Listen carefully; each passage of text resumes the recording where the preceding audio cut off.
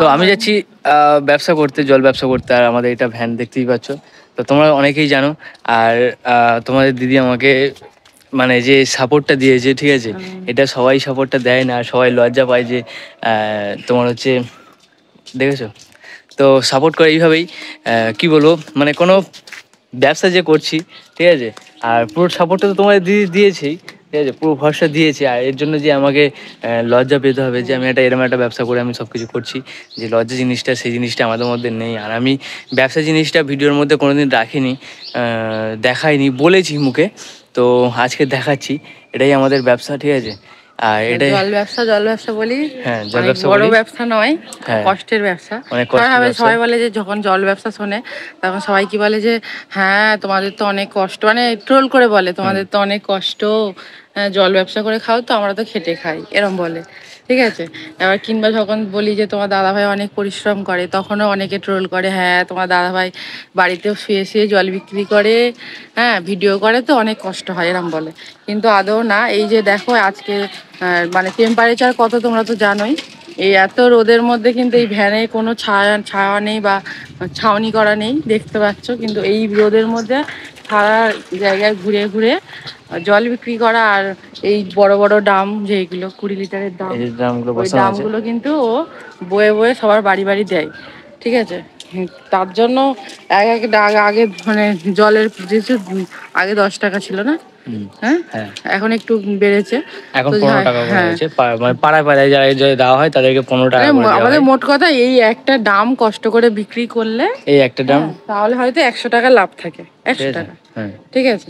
তো তার মধ্যে যদি মানে টাকা হিসাবে 100 টাকা লাভ থাকে, তার মধ্যে যদি পরিশ্রমটা অ্যাড করা হয় যে কতটা কষ্ট হয়, সেই হিসাবে ধরলে কোনো টাকাই লাভ থাকে না, ঠিক আছে, শুধু খাওয়াটা পেটে। তো যাই হোক, মানে এটা দিয়ে আমাদের পেট চলার মনে বলতে পারো যে পেট, এটা দিয়ে আমরা পেট চালাই, ঠিক আছে। এমনি আদার্স কোনো শখ পূরণ করার মতো টাকা পাই না আমরা, এতে যা টাকা পাই তাতে আমাদের খাওয়া দাওয়াটা ঠিকঠাক হয়, ঠিক আছে। খাওয়া দাওয়া সত্যি খাওয়া দাওয়াটা ঠিকঠাক হয়। হ্যাঁ, আমরা খাওয়া দাওয়ার দিক থেকে একটু বাঁচিয়ে আর কি যেটুকু রাখতে পারি সেটুকুই, ঠিক আছে, এর বেশি কিছু নয়। তো এইভাবে আমরা পুরো জিনিসটা চালাচ্ছি, আর এইভাবে যতদিন পারবো এইভাবে চালিয়ে যাব, ঠিক আছে। আর সত্যি এগুলো সম্ভব হয়েছে তোমাদের জন্যই, তোমাদের কারণেই।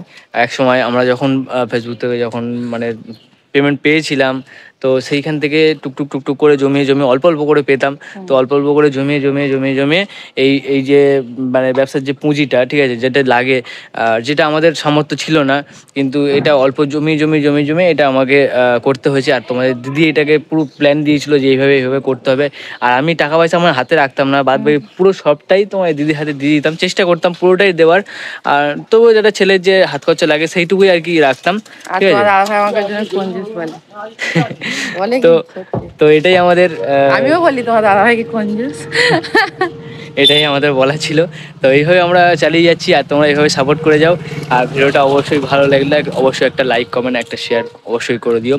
আর যদি আমাদের চ্যানেলে নতুন হয়ে থাকো অবশ্যই একটা ফলো করে রেখো, কারণ আরও আরও নতুন নতুন ভিডিও নিয়ে আসি। আর এখন সময় হচ্ছে না, কিছুদিন পর থেকে চেষ্টা করব যে আরও ভালো ভিডিও আনার।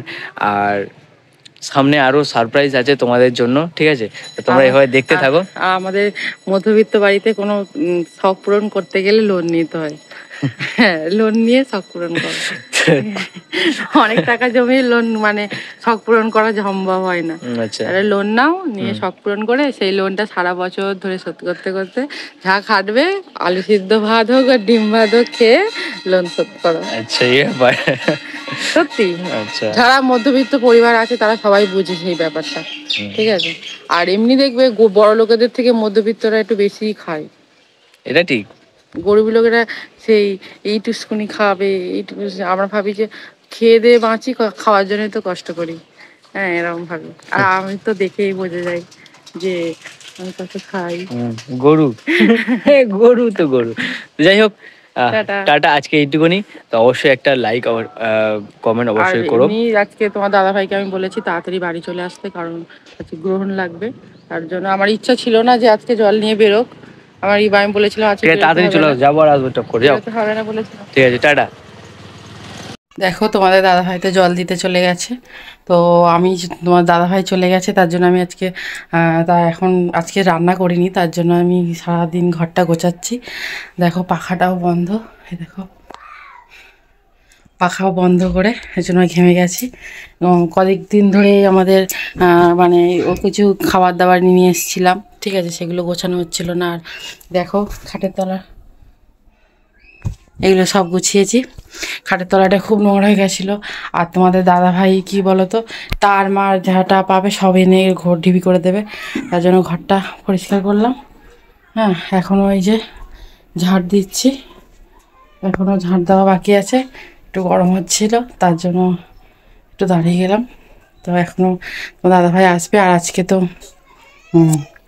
আজকে যেহেতু নাকি গ্রহণ লাগবে, তো তার জন্য তাড়াতাড়ি খাওয়া দাওয়া করে নিতে হবে। তার জন্য আমি একেবারে সব ঘর গুছিয়ে নেব। তোমার দাদাভাই আসলে খাওয়া দাওয়া করে একেবারে বাসন মেজে স্নান টান করে একেবারে সব কিছু মানে ঘরে এসে যাব, ঠিক আছে। আজকে যেহেতু গ্রহণ এখানে দেখা যাবে না শুনছি, কিন্তু তাও যেহেতু লাগছে একটা ভালো দিন আজকে, মানে একটা ভালো দিন বলছি আজকে, এরকম একটা দিন, তার জন্য বাঁচবো বলে তাই। ঠিক আছে, এখন কাজটা সেরে নিই, তোমার দাদাভাই আসার সময় হয়ে গেছে। টাটা।